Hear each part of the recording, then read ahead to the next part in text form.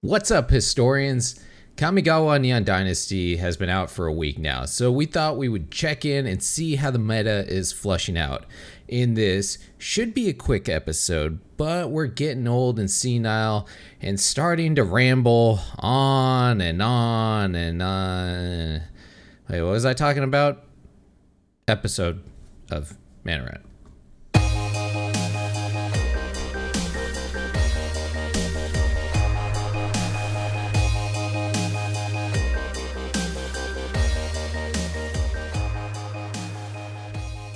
But first, I'm Hoshi, the Mana Rant Maniac, and you are listening to the Mana Rant podcast, where, like always, I'm joined by a man who is aura obsessed, my co-host, DrunkenDork.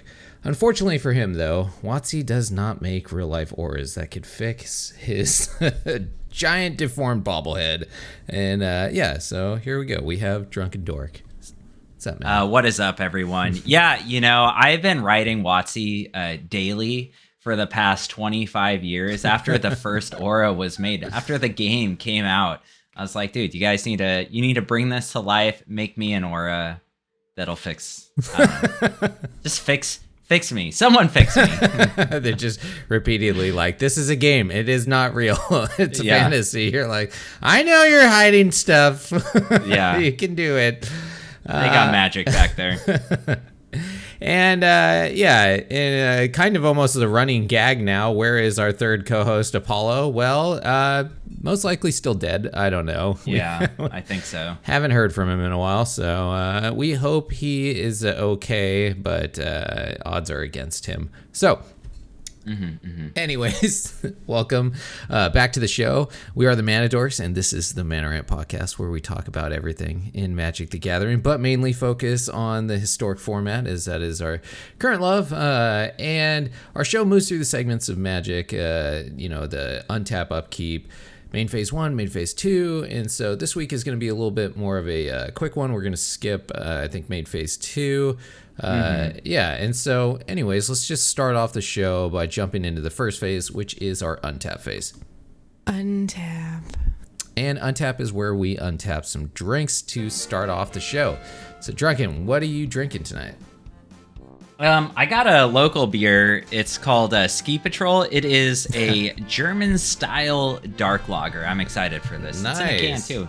That's for once, I'm not drinking out of my kegerator. Nice, dude. So I got another homemade hard kombucha right here. This one. That's a lot of sediment right there. Yeah, well, it's because it's actual like fruit that's in there. So it's blackberry and lavender. So it's okay, good. I opened one of these earlier in the week, and it was so carbonated that like it just started like exploding out the top. Like you could. Here it comes. Okay, good.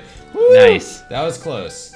Yeah, I gotta strain it, because I just add the stuff directly into it when I'm brewing it right now. But it's like.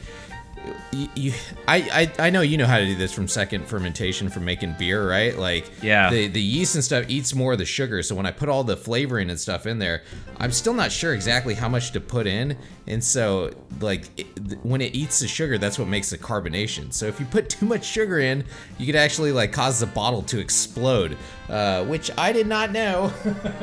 Yeah. I've had bottle caps explode on me when I've brewed beer before. Yeah. When I've made stronger stuff. When I made an imperial stout once, the fermenter, the carboy. So what ended up happening is it was like the yeast was so hungry for that yummy sugar that it just. You know how it has the bubbler on the top? Yeah, the airlock thing. Or I don't know if you use that. Yeah, an airlock. Anyway, so what ended up happening? It was like eating so much of the sugar just blew that off, and there was fucking beer everywhere. God. And then I've had bottle caps blow before. Yeah, it's pretty intense. So, but yeah, it's great. This is blueberry. The lavender is coming through really nice. I like it. I'm pretty proud of myself right now. So, nice. Sweet. Cheers, man. Cheers. And, cheers to everybody out there. Let's move right into our next phase, which is our upkeep. Upkeep, get ya upkeep. And upkeep is our Reddit Rant segment. Reddit Rant is where we look to the internet for people bitching and complaining about Magic the Gathering. And believe it or not, it was a little hard to find one this week. There was a couple. That's very hard to believe. I know there's a lot of contenders, but nothing that like just jumped out at me at like pure lunatic. So we do have one like whiny pants that I found on on Facebook. So I you know what, Sai found a pretty good one too on our Discord. But this one I think I'm just gonna go with for today. And whoops, that is not it. There we go. So it is on the Facebook group, and you know what? There is, you know, minor grammatical errors in this guy's, you know, post, and I read these, and I already am just, you know, not a, you know, 5th grade level reader yet. I'm working on it. So yeah. I feel like I feel like people are really not getting like how bad a lot of these grammatical errors are. So I'm starting a new trend on when I find some, you know, people with grammatical errors of having a robot read it so that you guys really get the essence of it. So this week, let's see what Gregory has to say. Can we as communities stop commenting on people's posts who just share wins that are silly? I get winning is fun, and sometimes a cool one is even extra fun. But the boasting and complaining is all this has become, and I don't find it beneficial to the community. Anyone has a group suggestion, I'd be happy to hear it because I already know what comments I'll get. A cool one. A cool win, dude. Yeah. So what do you think, Drunken? Are you do you find the irony about him bitching about people bitching? I don't even understand what the fuck this guy is talking about. I don't. He's just shitting on everybody, basically. Yeah, that's basically what it looks like. I have a suggestion for you, Gregory. Mm-hmm. Just don't go on the fucking internet. How about that? Yeah. You know? No. Stop going on Magic the Gathering fucking subreddits and Facebook groups. Then you don't have to see it. All right? Right? I don't know what you want. He's like, this Facebook group isn't very helpful. People just keep talking about winning and losing and stuff. Like, can't we have some real conversations here, people? It's like, I don't know what you wanted from Facebook, man. Like, you're not, you know, you're not getting, you know, some like research papers that are being documented here. It's fucking social media, man. You know? Yeah. If you want to go read articles, go read articles. Yeah. You know, if you want insightful, like really good information, come watch our podcast. No, but like all kidding aside, yeah, go fucking like go to SCG or Star City Games or something like that. Channel Fireball, go read there, and then. Facebook is a group where, yes, you can comment in there and be like, oh man, I keep losing to this deck with this other deck. And then you get helpful suggestions, you know? It's a fucking, it's a community. Man, I don't know. This guy needs to go, you know, fuck himself. Unfuck himself, I guess. You know, I the longer I've been in the Magic community, I just there's so many special ducks, you know, in this game group. So many people that think that that think that they are like God's gift to Magic the Gathering, and I think Gregory is, you know, another one of those who's just like, I look down upon so many of these players. So yeah, go fuck yourself, Gregory. Especially like when we got back into Magic again, like in around 2011 or whenever it was. Oh yeah. And we used to play at the Long Beach store. Yeah. There is some real fucking characters there, man. Oh my God. And like going to events, it's like dude, like zero communication skills. I understand sometimes, you know, people are on the spectrum or something. And that's like understandable. But then there is just some people who are complete assholes, right? Like that take being a nerd to a whole another fucking level. And yeah, it's just, it's always like, you know, what am I going to get today? Now, like when I go play events or, you know, I haven't played Magic since COVID hit, like in person. And like in Seattle, like this store is mainstream enough where everyone's fucking normal. And like, especially EDH, that's like the most recent thing I played in paper format. Nice. That's all just normal people these days. You know, it's just people out there playing Magic. Yeah. You know, just because it's become so popular. Yeah, that's great. Hopefully we can get some type of like multiplayer thing on here. Never gonna happen. Funny joke I made. Yeah. Funny joke. Yeah, that's a good one. He's here all week. Wow. Yeah. Nice. He's here all week, guys. Brain is firing on all one cylinder right now. Yeah. It's not even firing on the one. Jeez, man. Well, that was right around. That was Gregory. So, if you guys find anything out there, send it our way. So, like a great post. We love this stuff. So, with that, let's move into our draw phase. Let's draw. And draw is our MTG News segment, brought to you by the world's possibly only living bobblehead. DrunkenDork. So this week, we don't really have much MTG news. I skimmed over the news. There's really nothing besides like there are some cool synthwave lands that are coming in Secret Lair. That is true. Those lands are pretty sweet. Hopefully we get those on Arena, or hopefully not. I don't know. Whatever, because I'll end up buying them. Yeah, I know, right? If they do. Exactly. How many more basic lands do I need? Exactly. But I guess it's more news about our podcast this week. So if you want to take this one, Drunken. Yeah. So I work a fucked up shift. I work graveyards. And so I have shitty days off just because that's the type of work I do. I work for a major airline, and I'm a mechanic for a major airline, I should say. So, the planes sit overnight. I fix the planes overnight. And anyway, I'm getting a new job within my field. And it's going to change my days off, which is going to affect the podcast. So unfortunately, going forward, we were actually looking at canceling the podcast, but that's not going to happen. What we're going to do is we're going to change it to every other week, unless maybe something like big comes out or something huge happens and we want to jump on it. And if we have the time, but really it's just a matter of Hoshi and I schedule lining up right now, that we got to change the podcast to every other week, probably starting now. So after now, you may not see us for 2 weeks. Yeah. Every other week. So you may not see us until the next week after. Unless by some miracle Apollo comes back and we can work out like kind of like a trade-off schedule or something like that. We're trying to still do the podcast, but it's tough because we both work full time, and I know my job is exhausting. So doing this on top of it is it's tough. And when we took that week off the other week because of technical difficulties, man, I it was nice to get that little break. So, I think this will just be better for both of us. And I feel like I'm more excited to come back and do the podcast after, that little bit of break.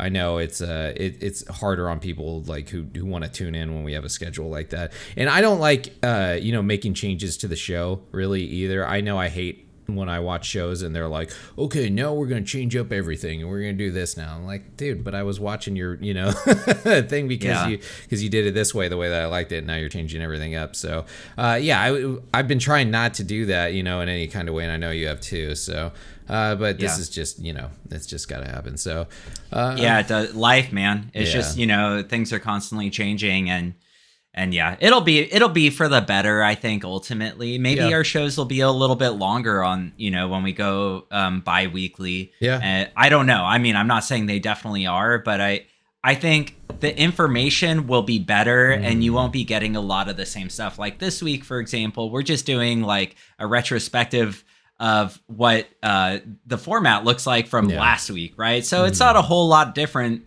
than what we talked about last week. So I think going forward, it'll be better. Ultimately. Yeah, definitely. So with that, I guess let's talk about the other thing we do in draw phase, which is like, what have we been playing this week? What have you been playing? So I've been playing auras, aura obsessed. Yeah. Writing to WotC, make me a real life aura. Fix this. Yeah. Yeah, I changed my deck around. I've been talking to someone in our Discord, Jared, and Aura Master, man. Yeah. More so than me. That's what he's been playing. He's a free-to-play player. Nice. So that's like one of the best decks you can get into is auras. Absolutely. If you're going to play free-to-play, because there's very few rare cards in there. You can start with mono white, play auras, and make a pretty solid deck. Yeah. Move to white blue or white green. And it's usually just the creatures and the lands, I think, are pretty much the only place where you're going to get the rares. All the auras are like uncommon or common. Yeah. Mm-hmm. So yeah, it's a pretty obtainable deck. And so I was playing white green auras, like I said. I made that deck for last week's podcast, and then it evolved, and it evolved again and again. Yeah. And so now I turned white green auras into Bant auras. I saw that. Yeah. Yeah. I don't know if you want to play the gameplay. Sure. Yeah, sure. Yeah. Let's let that out. What made you change it to Bant auras? Like why blue? Why'd you have to get blue? Because I think there's some pretty solid cards. Like when I was talking to Jared on our Discord, he said he's like, I don't think you need blue in there. I think you could probably solve all of the problems with white and green because there's a white aura that gives lifelink. Yep. And there's cards like Karametra's Blessing and Tamio's I forget what it's called, that protect your creatures, so you can use that instead of a counterspell. That was the main reason, is because I wanted to have Spell Pierce in the deck. Ah, okay. Now for me, Spell Pierce is significantly better than Karametra's Blessing or Tamio's whatever the fuck, just because like I can deal with multiple things. I can deal with single target removal, which, the Karametra can do the same thing. Yeah. I can deal with board wipes with Karametra can do the same thing. But I can also deal with Planeswalkers, and Planeswalkers can be pretty fucking pesky sometimes. Yeah, that's true. Especially if I have a slow start. And that's really where this deck falters, is a slow start. And so what this does is blue gives me now 1 mana auras that give me flying. It gives me the white blue life linking aura that draws you a card, which is really powerful, and it gives me Spell Pierce. And more importantly, I want to speak to this, Hoshi. You were talking about what's that card you like in the auras deck? What's it called? The War Bridal or something. That one, the one that you fight. No, the creature. I mean, the new one, the Light Paws. Yeah, Light Paws. So more importantly, I want to speak to that. Yeah, I have been playing Magic my whole life, and I have been reading Magic cards wrong my whole life. And it's funny. It's funny because like I'll even read them and I'll play them and I'll still read them wrong again, or I'll remember what they do wrong. My brain just doesn't work anymore. Yeah, and so what the Bant auras does good with Light Paws is it gives you a more variety of auras. That's true. That are still really consistent. And that's what I value more than anything when I'm playing Magic is really high consistency, right? Yeah. I have a goal that I want to obtain, and like I want to make sure I have enough cards in there that are going to be doing the same thing. And that's what it does. Is there is a lot of overlap with some of the cards in blue, white, and green. But now Light Paws can go grab multiple cards. Yep. Yeah, Light Paws is it's crazy. The toolbox. It's really good. Yeah. Is just, especially, like what you're saying with the diversity like that. Like if you need, I mean, there is that like Sentinels, whatever, that like gives you lifelink in white, which is, I'm running that one too, because I've run into some lifelink problems where, I was running a little low and it would help. But there's definitely I know which one you're talking about, that white and blue aura that gives lifelink and you draw a card. That one's really good. So I could see why you would run that. And Spell Pierce is obviously super good. There are definitely times where, it falters a little bit, but having a 1 mana counter spell that throws people off is pretty nice. So I'll give you another really good time that Spell Pierce works great. Collected Company, man. That's true. Getting a Collected Company is like, it can be that you could lose the game with that. And you'll see here, I think it's this. No, it's not this game. I play against shamans. Yeah. And they fucking collected company for the win. I didn't have the spell pierce on hand at that point, but like, yeah, collected company can just win the game for someone. And yeah, I really like Spell Pierce. I want to speak to Light Pause real quick and like reading cards wrong. So the first game I played with Light Pause, I fucking like, I put on all the glitters on Light Pause and it's like, go grab another aura. I was like, ooh, yeah, Heliod's Judgment. I'm going to get that fucker. And then it went right on to Light Pause because it attaches to Light Pause. I was like, oh my God, I'm an idiot. Yeah. Oh man. Yeah, that's great, dude. I've thought the same thing, and I was like, wait a second, it's gonna attach to him. So that's why you run the fight card in there, dude. That war bridal whatever. That I have two of them in. Oh man, you have, and like I search that thing up all the time because like there's always some pesky creature that I want to deal with, and you basically get to deal with it for free. By being able to pull that thing out. Man, it's so good. Yeah, Light Pause is great, dude. It's an incredibly powerful card. I'm glad you tried it out and told me about it because, well, I mean, Jared was definitely on the Light Pause game too. You know, I'm glad you guys tried it out and told me about it because I definitely read that card wrong when I first saw it. And you did. Yeah, it's incredible. I don't run 4 of them. I run 2, and I think I'm going to change it to 3. I have 3. Yeah. Because I do, ultimately, I do like Kami better than Light Pause. Even though Kami doesn't draw me cards, there I lose to Shamans there. Even though Kami doesn't draw me cards, like it's really good in a lot of situations. Like if I'm not like really going quick with my deck, if I don't draw the right hand, but I have Kami and they start wiping my board, Kami comes back so often. It's so recurable. It's an incredible card. I can't speak higher of it. I love it. That's what makes, I think, green such a viable color. And the problem with Kami that I've been noticing recently, at least with decks that I've been losing to with like the Auras deck, is like so many people are running Portable Hole now. And you know, Kami doesn't do shit against Portable Hole. So yes, it is recurable, but you know, I don't know it's a toughie. You know, like the card draw might be more important. I don't know. I'm not an expert in auras by any means. This is the first like aura deck that I've really enjoyed because I didn't really like the blue white aura decks. So that wasn't my jam. But this one, for some reason, I do like quite a bit. I've been having a blast with it this past week. I have not tried the blue, the Bant version of it, though. I am interested in trying this. I wouldn't put as many of those fly cards in there as you did. That's probably the thing that I, would probably do a little bit less of. But other than that, looks pretty solid, dude. I like it. I have so I'm running 2 of each auras. The only one I have 4 of is All That Glitters. I have 3 of All That Glitters, and I have 4 of that 1 mana Vigilance +1/+1. I forget what it's called. Sentinel Eyes. Yeah, Sentinel Eyes, because I think that's probably one of the best auras in the whole deck, just because it's recurable. Yeah, it is good. I still only run, I think, 2 of those in mine. Just because, right, like I'm trying to throw some other variety of stuff in there, and I think ultimately the 2 mana ones are just way stronger than the 1 mana. So this game right here, he's about to kill me. Sorry for people who are listening and not watching. I'll explain it. So I'm playing against Mono Red, nice, and they're coming at me, and I what's a land? A Geno?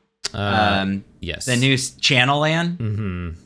I Geno them. My God. And so Light Pause reduced it by 1 because Light Pause is legendary. It's legendary. And so is Sithis too. Yeah.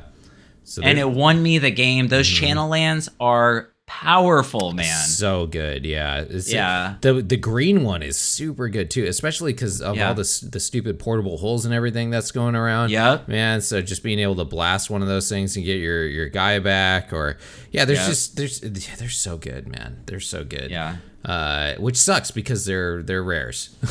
So you gotta crack some rares to get those things. But man, you do. Yeah, the land base is always so expensive. That's why we always say spend them, build lands first. Yes, yeah, craft them first. Spend those wilds on lands. All right, yeah, so that's really all I've been playing too. Like I crafted some of the reanimator deck, like the Grease Fang and stuff at first, and then I just noticed when I was playing that deck, like almost every single person that I was playing against was running some form of like Graveyard Hate. So I was like, all right, well, I don't know if it's just the shuffler like fucking me or the like matchmaker fucking me, or if just a lot of people are, experimenting with this right now. So people are running it. So I just kind of like, I moved off of that. And then, I started playing auras and was like, it's pretty nice winning every single game. So I think I'll stay with this for a little while. So that's pretty much all I've been playing. With that, let's move into main phase 1. Main phase 1. And in main phase 1, we're just gonna be talking about a quick little metagame update. It's been 1 week, and I know you've been playing a little bit more than I have. I haven't really been on the ladder very often, so I've been playing on my phone a lot, unfortunately. And when I play on my phone, I do not play on the ladder because the phone app sucks. So what have you been running into? I mean, I have the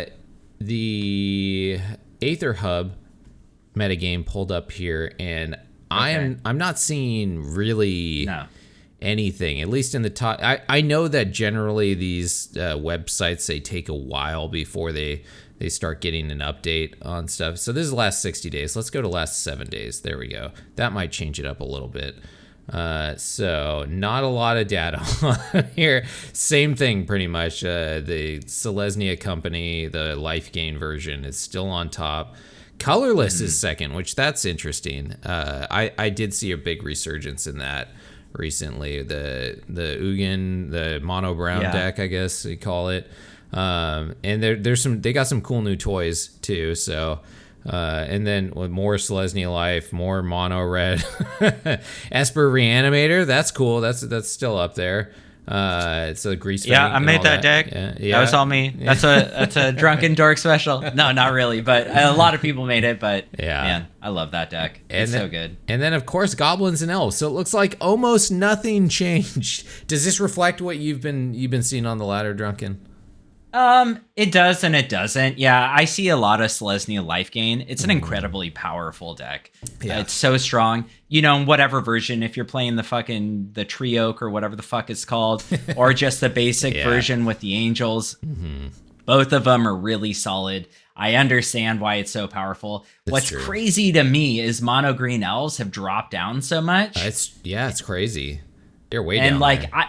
I have lost to them multiple times with my aura decks. Yeah. Just because like they can go off and like turn 3 still. Like it's their win rate is basically not changed. It's still in like the 62% win rate range. Yeah. So that hasn't changed. What is surprising is that the highest win rate that I'm seeing on here, which is actually not surprising, is mono red, because anytime there is a new set that comes out, all the fucking mono red players come out to play. They're like, everybody. It's smart, honestly. I guess.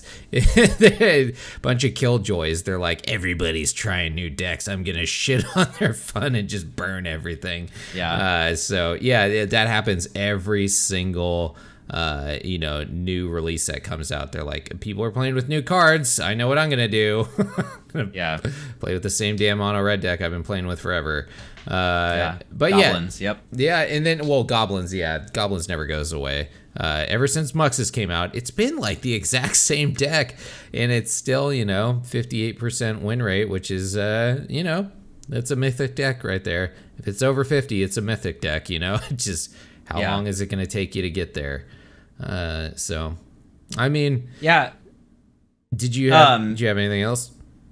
I mean, I think mono red's a really solid choice right now. Honestly, like basic mono red, not goblins, just because burn. Yeah, people, when a new set comes out, they get really experimental. They go with a lot of color types, 5-color, 3-color, whatever, and they hurt themselves with their lands. Yeah. And that's really where mono red shines, right? Because they're just dumping their hand and trying to hit you for every possible single point. And when you're doing damage to yourself with shock lands, it's even better. Oh yeah. So it's a clear winning choice, obviously by this win rate right here. Yeah.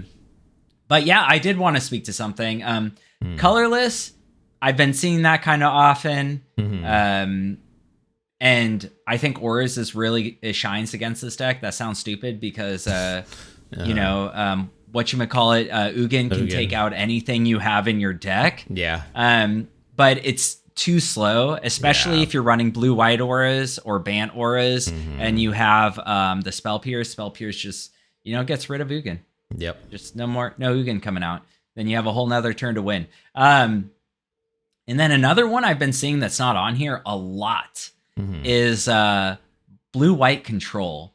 I see that so much. Yeah, and I think it's just the same thing. I think because it's a solid deck. Yeah. It's actually good against mono red, or it can be good against mono red.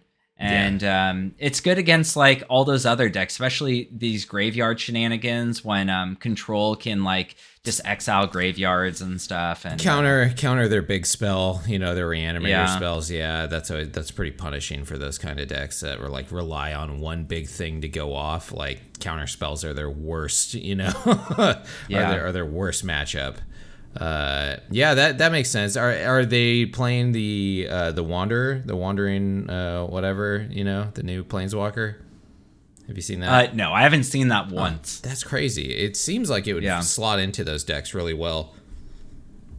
I've been running into blue-white control with that creature that ETB effects don't like. You need to pay 2 extra or what? Yeah. The Strict Proctor. Strict Proctor, which is a solid card, man. That card is good. Yeah. Punishes your opponents, and it's you can use it to your advantage to stop things like the Lotus Field and stuff trigger from happening. Pretty solid card. Yeah, it's absolutely a solid card. And another one I've been running, the other two I've been running into a lot, which don't show here, is Niv. I've been running into 5-color Niv decks. Really? I think I've ran into a couple of those, yeah. They're still solid. And then, of course, the tried and true Saktos. I fucking hate that deck, man. Deck. It's funny because I loved it so much when I first started playing because I am a shitty, awful person. Yeah, you are. I know that. I can admit it. Like, when I play Magic, I want to grind the shit out of the game, which is funny because Auras is not like that. I guess Bant Auras is a little grindier than blue-white or green-white. You like to touch your cards a lot. I will say that. I've played a lot of Magic with you, and you you really enjoy like some dirtles, dude. You do love your dirtles. And that is the dirtle deck in Arena, dude. It absolutely is, and I've been running into that a lot, and it's just a powerful deck. Like it's such a wash. I'd say like. Going back to Auras again, like some of these decks I play against, like Selesnya Life Gain, I win probably half the games against that deck. Yeah. Which I think is a good thing. And then same with Saktos. I win about half the games with that deck. Yeah. Where it really shines is when I play like fucking mono red or shitty decks. Because a lot of people are still playing shitty decks because the new set had just come out.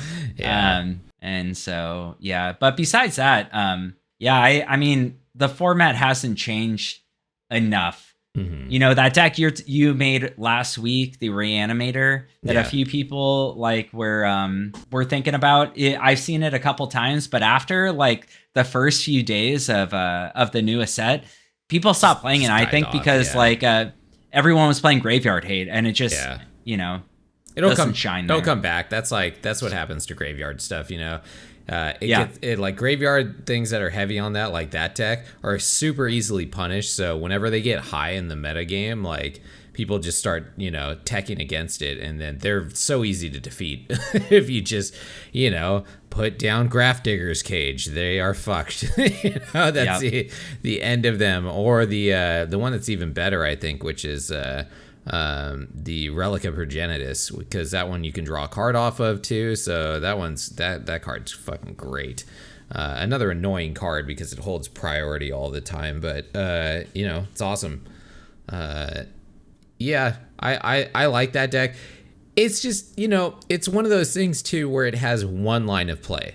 Get the stuff in the graveyard, get Greasefang down, and then pull the thing back, smash phase. It's incredibly satisfying when it goes off, but I feel like it's that short satisfaction wears off pretty quick, where you're like, okay, this is a one-trick pony deck. There's not a lot going on. There's not a lot of like complicated thought process. I feel like in that deck. And that's what I was thinking when I was originally making the deck. I don't know if I went over it. I think I said this last week, but when I started building, I was like, I hadn't crafted the cards yet. Yeah. I was like, man, I'd way rather play just Mardu Reanimator or Esper Reanimator, like one of those two decks. Cause I ultimately think that having Angel of whatever, the fucking awful one that gives you protection from whatever you want. Is just a better card generally. Yeah. The only thing is like getting a flying 6/6 that makes 4/4 angels, I'm sure feels amazing. It's badass for sure. Yeah. You're just Absolutely. because you don't win off of that, but you're just sitting there like, what now? Huh? What now? Yeah. what are you gonna do now? You better have some fucking awesome card next turn, dude. Yeah. Yeah, it's fun. It's a fun deck. But yeah, I still have you run into the mirror box card yet, where the legendary rule doesn't apply at all? Not once. Man, not a single time. I've been seeing some really cool decks in like Standard and in Alchemy that are playing that. Cool. I haven't touched Alchemy since the set came out. I haven't either. I've just been like watching videos when I'm like in the shower or something, Okay. I'll watch like, somebody playing some decks, and I'm like, oh, that looks super cool, dude. I ran into one guy, I think, trying to play it today because he was running the Bard class, and that card goes perfect with Bard class, right? Because it's all about legendary stuff, so it just slots into that deck perfectly. But I just annihilated him with the words before he had a chance to do anything. But yeah, it's I don't know. I feel like there's some cool possibilities. We just haven't seen them. Yeah. One more deck I want to speak to. Yeah. I want to make sure I get this name right. So someone in our Discord messaged me or in our basic historic chat was like, hey, I fucked you up the other day. Oh yeah. and that is this affinity deck that people have been playing. Yeah. I've seen it quite often. I played it a now. lot. Yeah, I played it against it a lot. And it's solid. It's blue-white affinity, and I want to shout his name out, Zaharos. Mm-hmm. I think Zaharos, maybe that's how you say it. Mm-hmm. He came in on like turn 3, hit me for 17 in the air with a flying lifelink creature. So man, the deck seems strong. I think I've lost maybe all but one game that I've played against that deck, just because it's like really hard to deal with. They run 4 portable holes in that deck too, which super punishes aura decks. So yeah, it's good. I feel like I'm like kind of even with that deck. Where I definitely lose to it, but I feel like I also have a lot of spot removal for their little creatures and stuff. If you can hit them while they're before it takes off, then you can hinder them pretty quickly. Just like how they do to, the aura deck. Same thing. If they get portable hole, that set me back quite a bit. That living weapon card is really good. Yeah, that card's awesome. Pretty sweet. Well, got anything else, man? No. Yeah. Let's move on to the combat. All right, cool. Dorkish Combat! And Combat is our horseshit card game hosted by DrunkenDork. Take it away. What is up, everyone? I want to speak to Hoshi real quick. I did not even tell you when I was making this. You saw there were two different sheets, right? Two different cards. The blurred one and the non-blurred one. Yeah. I got them. Oh, okay, sweet. So, what's up, everyone? This is a horseshit card game. This is a game where I just change it up every week. Last week, I did something I thought was a little interesting, so I'm doing it again this week. Also, because I was running low on time, and I just pretty much copy-pasted, because that's what you gotta do sometimes. Anyway. Yeah. So this week, the way the game works is I'm gonna name two cards. One of them is from our beloved historic format. The other one isn't. And I'm going to do that 3 times. And in order for Hoshi and you guys to win, you have to get 2 out of 3, you know? Yeah. Makes sense. All right. Makes sense. So you ready? I'm ready. So blurred card first. Here we go. Blurred card first. So the first one's going to be Enemy of Enlightenment. It is 5 and a black for enchantment creature demon. It has flying. It says Enemy of Enlightenment gets -1/-1 for each card in your opponent's hand. At the beginning of your upkeep, each player discards a card, and it is a 5/5. Okay. All right. And right next to that, we have Sip of Hemlock. It is 4 black for a sorcery. It says destroy target creature. Its controller loses 2 life. Okay. So which one is from our format? I think it was the first one. The what was it called? Enemy of Enlightenment. Yeah. I think I'm gonna go with that one. All right, sweet. So the next 2 is going to be Two-Headed Cerberus. 1 red for a creature hound, has double strike, and it is a 1/2. Then we have Heroes of the Revel. It is 4 and a red for a creature, satyr, soldier. It says when Heroes of the Revels enters the battlefield, create a 1/1 red satyr creature token with this creature can't block. Whenever you cast a spell that targets Heroes of Revel, creatures you control get +1/+0 until end of turn. And it is a 4/4. Oof. I mean, the hound sounds like something that I probably would have paid attention to. And I know there was a bunch of satyr nonsense during the god set that we got. So I'm going to go with the satyr this time. Okay. And then finally, Eidolon of Inspiration. 1 white for enchantment creature spirit.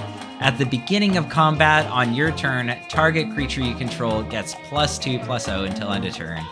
And it is a 2/2. Or Leonin Snarecaster. For 1 and a white for a creature cat soldier. When Leonin Snarecaster enters the battlefield, you may tap target creature. It is a 2/1. Oh man, it's a 2/1. I know there's one like that. That Eidolon. It's not Eidolon of Blossoms. I know we don't have that one. I really like that card. Damn it. Is it the Snarecaster or the Eidolon? Oh, that's tough. I know we have a bunch of Leonins and we have a bunch of other, I'm gonna go with the Eidolon. I don't remember us having an Eidolon, so I'll go with that. Final answer. Okay. So, all right. You all right? So the first, yeah. I just want to make sure, you're going with the one that you don't think is in the format. The one that I don't think is in the format. Okay. Yeah, sorry. No, okay. you gotta. All right, no, I'm curious because you were saying I don't think we have an Eidolon of Inspiration, but were you saying Eidolon? Sorry, you're right. I am the idiot here. Yes, because the first 2 I picked, yes, and then the last one I said no, I don't think it's Eidolon. So yeah, I'm going with the Snarecaster then for that one. Okay. Yeah. Okay. Yeah, my bad. All right, no problem. So you got it right. Along with we have Scott is lost in our nice. in our chat. Yeah, Scott is lost. You got it right as well. Actually, we don't have Snarecaster. We don't have Snarecaster in our format. I don't think, unless really? I looked at it wrong. Okay. Yeah, so I went with Theros, old Theros, new Theros. Yeah, I see that. Okay. And I tried to, originally when I was doing this, I was trying to do it like quick, like snap, snap, snap. And like when I was looking, I was going to do all enchantment creatures. Mm-hmm. And then when I looked at the enchantment creatures from the original Theros, all of the enchantment creatures from original Theros have like abilities attached to them, like that aren't in the current Theros, So unfortunately, I couldn't use them. Like Constellation or something. I guess. Wait, did they do Constellation in the new one? I don't think they did they? I think there's a couple. There might be like, there's like 2 or 3. I don't know. Yeah. It wasn't as big as it was in the old set. Yeah. Nice, man. Well, hey, I did better this week. Yeah, good game. Thanks, man. Yeah, I like this one. This is, it's definitely tricky. And the blurred cards is definitely making it harder on me. That is for sure. All right, cool. Well, I hope you guys did get out there. I know Scott has lost it. Awesome. Good job, man. And with that, let's move on to our next phase. Main phase 2. All right, and so main phase 2, we're just we're gonna skip this week because it's a light week. So main phase 2. Yeah, let's move on to our end step. End step.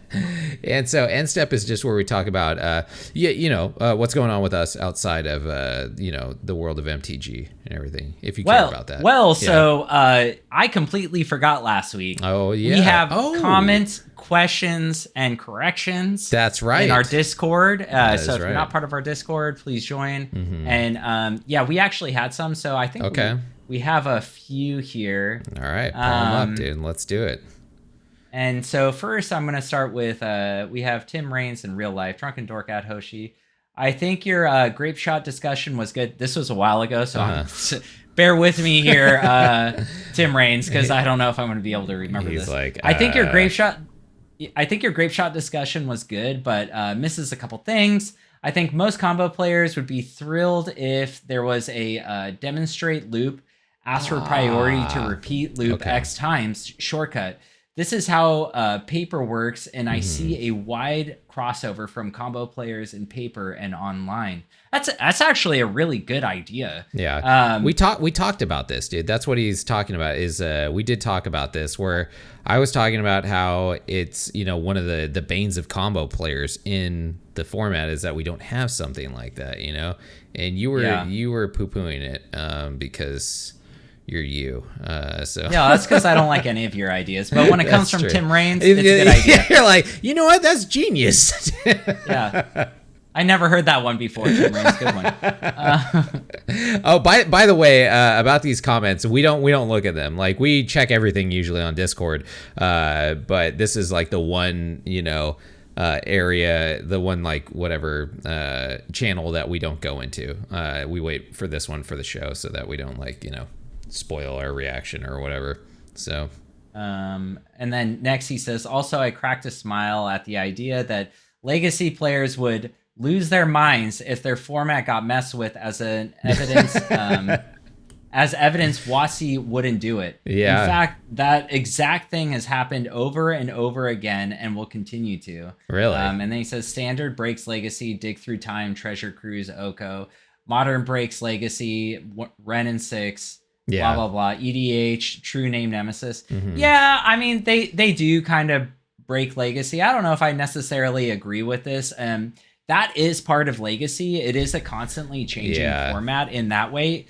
The main this was in reference to like me comparing them messing with the alchemy format when they do the retools of the cards or whatever, that it affects historic. I was comparing that to them messing like pioneer cards affecting legacy. And obviously the cards themselves do, but what specifically I was talking about was if they were to ban a card that was too strong in standard, having that affect legacy makes no goddamn sense at all, so but of course the other formats interact with it, but That's exactly the point I was making too. Is maybe we didn't make it clear enough. Yeah. Is that we probably didn't. like if someone went in and like changed. So like a perfect example is that like maybe a prime card in Legacy, like I can't think of. I honestly can't think of one right now. But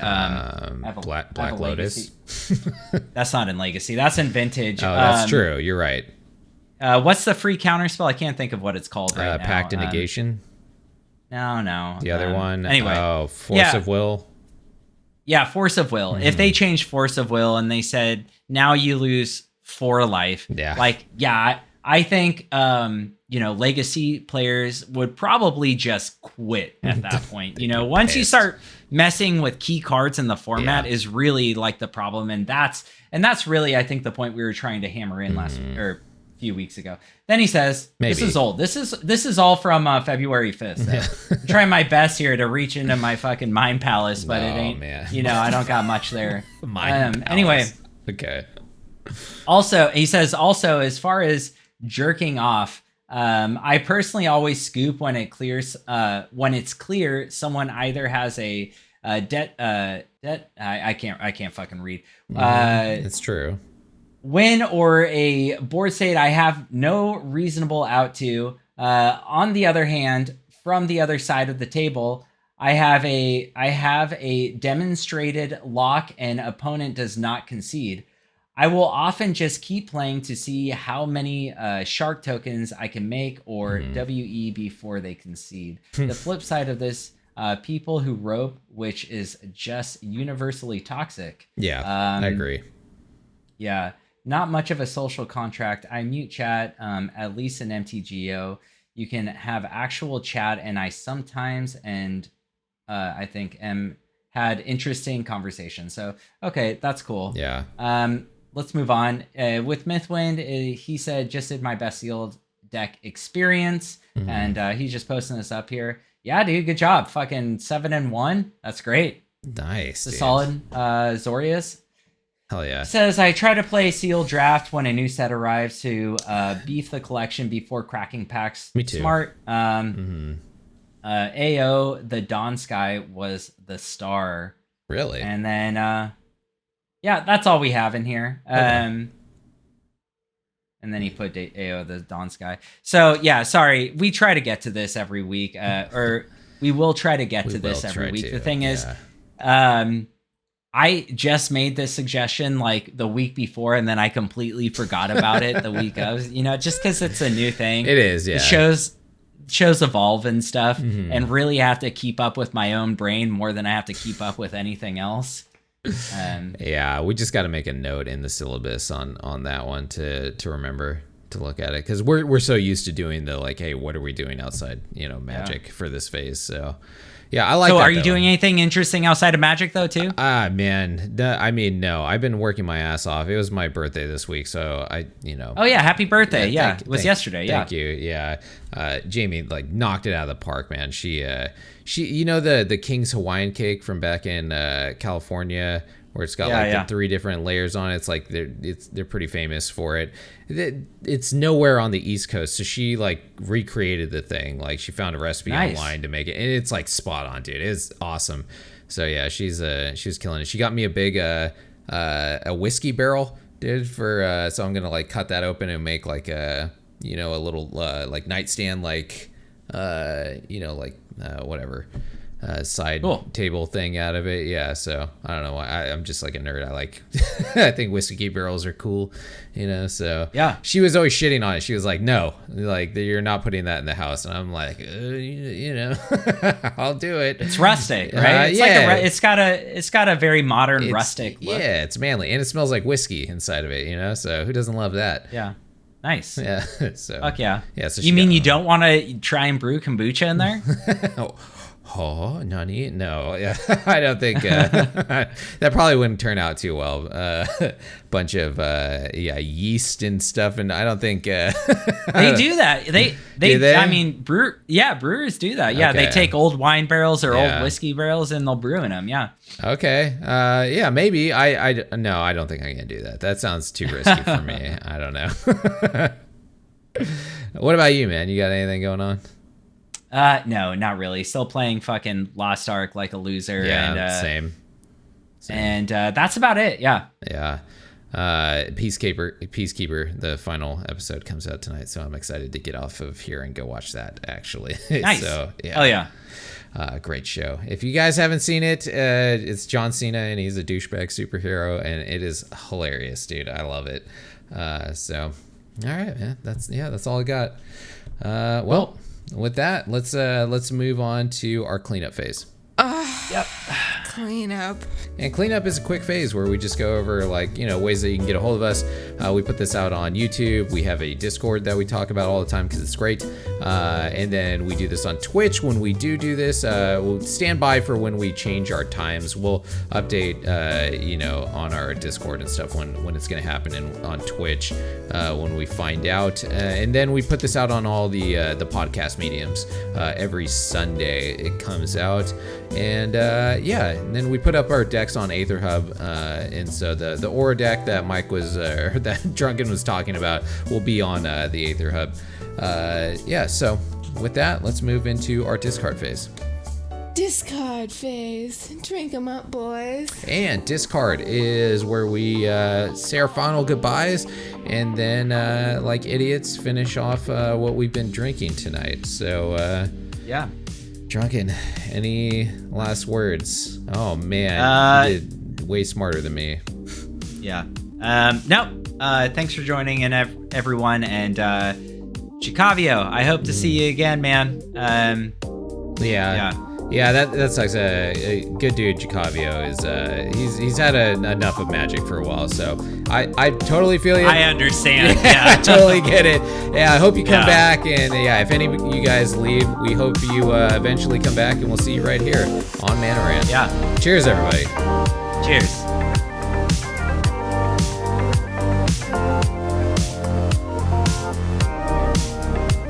Not bad. All right, you gotta finish it, Hoshi. Don't be a baby. Give me a second. Okay. All right, round two. Get it? Here we go. Get it? There you go. Yeah, open that throat, baby. Open that throat. Whew. Oh man, that's good. Maybe a little less lavender. I like lavender, but it's a real fine line with it, to where you don't put enough and you can't taste it, and then you put just a little too much and it's too much lavender. So you need to get a gravity fucking. Yeah, I have one. Okay. Yeah, man, a hydrometer. There we go. A hydrometer. Yes. Yeah, that's what it's called. I got one. I just haven't taken the actual gravity readings yet. I'll do it on the next brew that I make. So, dude, then you can know, you'll be like, holy shit, this is 12%. I'm gonna lose my mind. I mean, I've already lost that. That's for sure. Yeah, that's true. That's true.